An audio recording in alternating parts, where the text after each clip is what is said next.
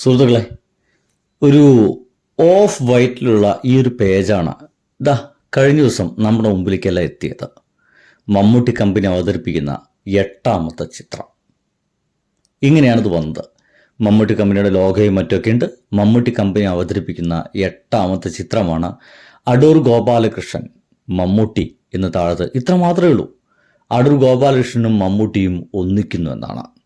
പൂജ, ചലച്ചിത്ര ശീർഷക പ്രകാശനം, തീയതി 23/1/2026, സമയം രാവിലെ 10:30 മണി എന്ന് ഒരു പഴയ മലയാള രീതിയിലാണ് സംഗതികളെല്ലാം എഴുതി വച്ചിരിക്കുന്നത്. ടൈറ്റിൽ പ്രകാശനമെന്നോ അങ്ങനെയൊന്നുമില്ല. ചലച്ചിത്ര ശീർഷക പ്രകാശനം എന്ന രീതിയിലൊക്കെയാണ് ഇത് എഴുതി വച്ചിരിക്കുന്നത്. ഇത് ഒരു ബ്ലാക്ക് ആൻഡ് വൈറ്റ് ആയിട്ടുള്ള ഒരു ഫോട്ടോയാണെന്ന് കൂടി നമുക്കിതിനെ പറയേണ്ടി വരും. അല്ലെങ്കിൽ ഇതൊരു ബ്ലാക്ക് ആൻഡ് വൈറ്റ്, ഒരു ഇടത്ത് പോലും നമ്മൾ സാധാരണയായിട്ട് കാണുന്ന കളറുകളൊന്നും എവിടെയുമില്ല. മമ്മൂട്ടി, എൻ്റെ പ്രിയ സുഹൃത്തുക്കളെ, വീണ്ടും ഒരു ബ്ലാക്ക് ആൻഡ് വൈറ്റ് സിനിമ ചെയ്യാൻ പോവുകയാണോ? സംശയമാണ് കേട്ടോ. ഇനി ഇതിൻ്റെ ചലച്ചിത്ര ശീർഷക, ആ സിനിമയുടെ പേരും മറ്റും ഇന്ന് നമ്മുടെ മുമ്പിലേക്ക് എത്തും. ഒരു 10 മണിയോട് കൂടിയിട്ടാണ്, 10:30 കൂടിയിട്ടാണ് ഒരുപക്ഷെ നമ്മുടെ മുമ്പിലേക്ക് ഇതിനെപ്പറ്റി എത്തുക. 32 വർഷം, ഞാൻ പറയുന്നത് അടൂർ ഗോപാലകൃഷ്ണൻ്റെയും മമ്മൂട്ടിയുടെയും ഒരു കാലഘട്ടമാണ്. 32 വർഷങ്ങൾക്ക് മുമ്പാണ് മമ്മൂട്ടി എന്ന് പറയുന്ന മനുഷ്യൻ അടൂർ ഗോപാലകൃഷ്ണനുമായിട്ട് അവസാനമായി ഒത്തുചേർന്നത്. എനിക്ക് തോന്നുന്നത് അത് വിധേയൻ എന്ന് പറയുന്ന സിനിമയിലായിരിക്കണം. 32 വർഷങ്ങൾക്ക് മുമ്പ്. ആ 32 വർഷങ്ങൾക്ക് മുമ്പ് അടൂർ ഗോപാലകൃഷ്ണൻ എന്ന് പറയുന്ന മനുഷ്യൻ പക്ക നമ്മുടെ മലയാള സിനിമയെ ഏറ്റവും ഗംഭീരമായിട്ട് ലോകത്തിന് മുമ്പിലേക്ക് കാണിച്ചു കൊടുത്തിരുന്ന സമയങ്ങളാണ്. മലയാള സിനിമയിലെ 2 ഇതിഹാസങ്ങൾ എന്നൊക്കെ നമുക്ക് വിളിക്കേണ്ടി വരുന്ന ആളുകളാണ് മമ്മൂട്ടിയും ഒപ്പം തന്നെ അടൂർ ഗോപാലകൃഷ്ണനും. ഈ രണ്ടുപേരും ഒന്നിച്ച സമയത്തൊക്കെ നമ്മുടെ മുമ്പിലേക്ക് നമുക്ക് കിട്ടിയിട്ടുള്ളത് ലോകോത്തര സിനിമകളാണ്. അതായത് നമുക്ക് എക്കാലവും എടുത്തു കാണുകയും ചർച്ച ചെയ്യപ്പെടുകയും ചെയ്യാൻ സാധിക്കുന്ന രീതിയിലുള്ള സിനിമകളാണ് നമ്മുടെ മുമ്പിലേക്ക് തന്നിട്ടുള്ളത്. 3 സിനിമകൾ, ഏറ്റവും പ്രധാനപ്പെട്ട അതിലത്തെ ഒന്ന് അനന്തരം എന്ന് പറയുന്ന സിനിമയാണ്. 1987 അനന്തരം എന്ന് പറയുന്ന സിനിമ എത്തുന്നത്. കേന്ദ്ര കഥാപാത്രമായിട്ട് അല്ല ഈ ഒരു സിനിമയിൽ മമ്മൂട്ടി അവതരിപ്പിച്ചിട്ടുള്ളത്. ബാലചന്ദ്രൻ എന്ന് പറയുന്ന ഒരു കഥാപാത്രത്തെയാണ് അതിൽ ചെയ്തിട്ടുള്ളത്. പക്ഷേ അന്ന് മുതലാണ് അടൂർ എന്ന് പറയുന്ന ഒരു മനുഷ്യനുമായിട്ടുള്ള ഒരു ബന്ധം നമ്മുടെ മമ്മൂട്ടി എന്ന് പറഞ്ഞ ഈ ഒരു മനുഷ്യൻ ആരംഭിക്കുന്നത്. പിന്നീട് 1990 എത്തുമ്പോൾ മതിലുകൾ എന്ന് പറയുന്ന സിനിമ ഇറങ്ങുന്നുണ്ട്. അതിൽ നായകനായിരുന്നു മമ്മൂട്ടി. മതിലുകൾ നമുക്കറിയാം, വൈക്കം മുഹമ്മദ് ബഷീറിൻ്റെ ഒരു കഥയാണ്. രസകരമായ ഒരു പ്രണയ കഥയാണ്. ഇതിലെ ബഷീർ എന്ന് പറയുന്ന ആ ഒരു ജയിൽ പുള്ളിയുടെ ആ ഒരു വേഷമാണ് മമ്മൂട്ടി ചെയ്തിട്ടുള്ളത്. ഇതിനെ പറ്റിയിട്ട് രസകരമായ ചില കഥകളൊക്കെ ഉണ്ട്. ആ കഥകളിൽ ഒന്ന് ഇങ്ങനെയാണ്. ഈ സിനിമയെല്ലാം കണ്ട് അവസാനം നമ്മുടെ ഒറിജിനൽ വൈക്കം മുഹമ്മദ് ബഷീർ മമ്മൂട്ടിയോട് പറഞ്ഞു അത്രേ, എന്നാലും നിന്നേക്കാൾ സൗന്ദര്യം എനിക്ക് തന്നെയാണ്. അത് ശരിയാണ് കേട്ടോ. നമ്മൾ കഥ വായിച്ചിട്ടുള്ള ആളുകൾക്ക് നമ്മുടെ മനസ്സിൽ ഒരു സങ്കല്പിച്ചു വെച്ച ഒരു കഥാപാത്രം ഉണ്ടായിരിക്കും. ആ ഒരു കഥാപാത്രത്തെ ഒരു തരത്തിൽ നമുക്ക് സ്ക്രീനിൽ വേറൊരാൾ അവതരിപ്പിക്കും, നമുക്കത് അങ്ങനെ മനസ്സിലാക്കാൻ കഴിയണമെന്നില്ല, അല്ലെങ്കിൽ നമുക്കത് ആക്സെപ്റ്റ് ചെയ്യാൻ കഴിയണമെന്നില്ല. എന്തായാലും മതിലുകൾ എന്ന് പറയുന്ന 1990 ഇറങ്ങിയ 2ാമത്തെ സിനിമയിൽ, അടൂർ ഗോപാലകൃഷ്ണൻ്റെ സിനിമയിൽ മമ്മൂട്ടി നായകനായിരുന്നു. പിന്നീടാണ് നമ്മുടെ മുമ്പിലേക്ക് ആ ഒരു അഭിനയത്തിന് ആ വർഷത്തെ ദേശീയ അവാർഡ് കൂടി മമ്മൂട്ടിക്ക് കിട്ടിയിട്ടുണ്ടെന്ന് മനസ്സിലാക്കണേ. അതായത് അടൂർ ഗോപാലകൃഷ്ണനായിട്ട് നായകനായിട്ട് വന്ന ആ ഒരു ഒറ്റ സിനിമയിൽ, ആ ഒരു സിനിമ കൊണ്ട് തന്നെ ദേശീയ അവാർഡ് കരസ്ഥമാക്കിയ ഒരു മനുഷ്യനാണ് മമ്മൂട്ടി. അസാരം അഭിമാനം നമ്മുടെ അടൂർ ഗോപാലകൃഷ്ണന് കൂടി കിട്ടുന്നതെന്നർത്ഥം. എന്തൊക്കെയായാലും വിധേയ എന്ന് പറഞ്ഞ സിനിമയാണ് പിന്നീട് 1994, 90 കഴിഞ്ഞ് പിന്നെ ഒരു 3 വർഷത്തിന് ശേഷം 94 വിധേയ എന്ന് പറയുന്ന ഒരു സിനിമ. സക്കറിയയുടെ ഭാസ്കർ പട്ടേലരും എൻ്റെ ജീവിതം എന്ന് പറയുന്ന ഒരു നോവലുണ്ട്.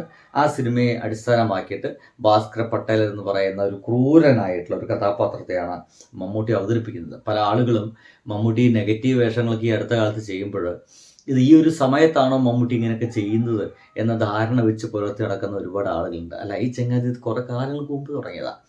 32 വർഷങ്ങൾക്ക് മുമ്പ് തന്നെ ഇമാതിരി വേഷങ്ങളൊക്കെ ചെയ്യാൻ തുടങ്ങിയിട്ടുണ്ട് നമ്മുടെ മമ്മൂട്ടി എന്ന് പറയുന്ന മനുഷ്യൻ. എന്തായാലും വിധേയൻ 1994 ഇറങ്ങിയ സിനിമയാണ്.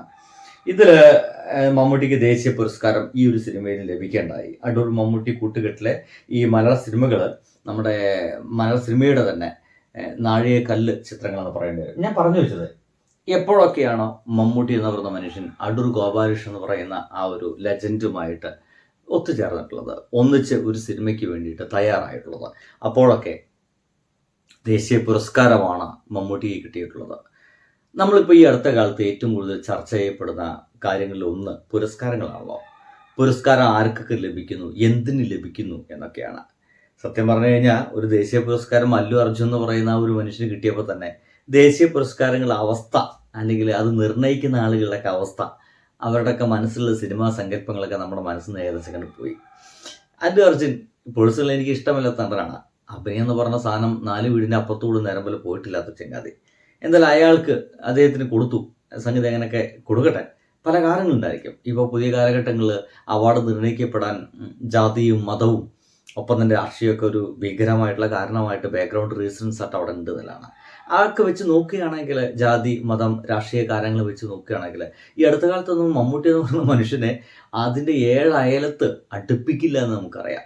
എന്നാൽ ഇപ്പോൾ ആളുകളെല്ലാം പ്രതീക്ഷിച്ചുകൊണ്ടിരിക്കുന്നത്, ഇങ്ങനത്തെ ഒരു പോസ്റ്റ് വന്ന സമയത്ത് തന്നെ ഇതിന് താഴത്തുള്ള കമൻറ്റുകൾ നോക്കുന്ന സമയത്ത് നിങ്ങൾക്ക് കൃത്യമായിട്ട് മനസ്സിലാവുന്ന ഒരു കാര്യം, ഇതിൽ അവാർഡ് തൂക്കും എന്നൊരു വർത്തമാനമാണ്. എന്ന് വെച്ച് കഴിഞ്ഞാൽ, ഈ തവണയും ഈ ഒരു സിനിമ ഇറങ്ങുകയാണെങ്കിൽ അടുത്ത തവണ ഒരു അവാർഡ് വാങ്ങിക്കാൻ വേണ്ടിയിട്ട് മമ്മൂക്ക വരും. ഒന്നെങ്കിൽ നമ്മുടെ സംസ്ഥാന അവാർഡ് അല്ലെങ്കിൽ ദേശീയ അവാർഡ് കിട്ടാൻ സാധ്യതയുള്ള ഒരു ചിത്രമായിരിക്കും, ഒരു വേഷമായിരിക്കും അടൂർ ഗോപാലകൃഷ്ണൻ കൊടുത്തിട്ടുണ്ടായിരിക്കുക. നോക്കൂ, കഴിഞ്ഞ എത്രയോ വർഷമായി, 32 വർഷമായിട്ട് ഒരു സിനിമയുമായിട്ട്, ഒരു കഥയുമായിട്ട് അടൂർ എന്ന് പറയുന്ന ആ ഒരു ലെജൻഡറി ഇതിഹാസ സംവിധായകൻ മമ്മൂട്ടിയുടെ മുമ്പിലേക്ക് എത്തിയിട്ടില്ല. മമ്മൂട്ടി മാത്രമാണ് തൻ്റെ സിനിമയിലെ നായകന്മാരെന്നുള്ളതൊരു ചീത്തപ്പേര് കൂടിയാണ് അടൂർ ഗോപാലകൃഷ്ണന്. മോഹൻലാൽ എന്ന് പറയുന്ന മനുഷ്യൻ നായകനായിട്ട് അടൂർ ഒരു കാലഘട്ടത്തിലും സിനിമ ചെയ്തിട്ടില്ല. തൻ്റെ നായകന്മാർക്ക് പറ്റിയ ഒരു ഇമേജ് അല്ല, സുന്ദരനായിട്ടുള്ള വില്ലൻ ഇമേജാണ് മോഹൻലാലിനുള്ളത്. അങ്ങനത്തെ ഒരു ഇമേജ് അല്ല എനിക്ക് വേണ്ടതെന്ന് അടൂർ പരസ്യമായിട്ട് പ്രഖ്യാപിക്കുകയും ചെയ്തിട്ടുണ്ട്. അത് അദ്ദേഹത്തിൻ്റെ വ്യക്തിപരമായ താല്പര്യങ്ങളാണ്, ആരെ നായകനാക്കണം എന്നെല്ലാം. പക്ഷേ അദ്ദേഹത്തിൻ്റെ എല്ലായ്പ്പോഴും എന്നും അദ്ദേഹത്തിൻ്റെ നായകൻ മമ്മൂട്ടി എന്ന് പറയുന്ന ആ ഒരു ഘനഗാംഭീര്യ ശബ്ദമുള്ള ആ ഒരു ആണൊരുത്തൻ തന്നെയാണ്. അതുകൊണ്ട് തന്നെ നമുക്കതിൽ കുറ്റം പറയാൻ കഴിയില്ല. മോഹൻലാലിനെ വെച്ച് മരീഗിത നാളെ മുതൽ സിനിമ എടുത്തോളണം എന്നും നമുക്ക് പറയാൻ കഴിയില്ല. അതൊക്കെ അടൂർ ഗോപാലകൃഷ്ണൻ്റെ മാത്രം താല്പര്യങ്ങളാണ്, ഇഷ്ടങ്ങളാണ്.